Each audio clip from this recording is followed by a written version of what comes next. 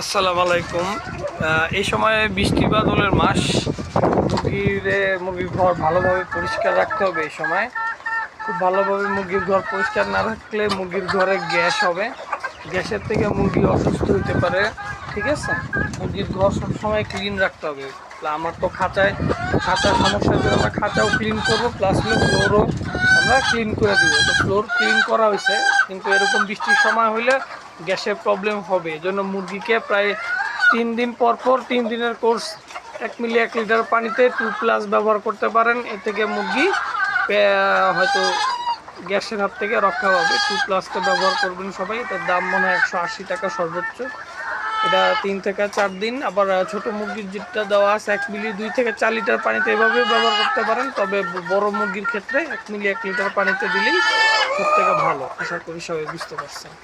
আর অবশ্যই সবাই জীবাণুনাশক ব্যবহার করবেন। নিয়মিত জীবাণুনাশকের কোনো তুলনা নেই। জীবাণুনাশক মুরগির উপরেও স্প্রে করবেন, প্লাস নিচেও স্প্রে করে, ফ্লোরেও স্প্রে করে দিবেন। জীবাণুনাশক দিবেন অন্তত পক্ষে এখন দিবেন 4 বার জীবাণুনাশকটা ব্যবহার করবেন।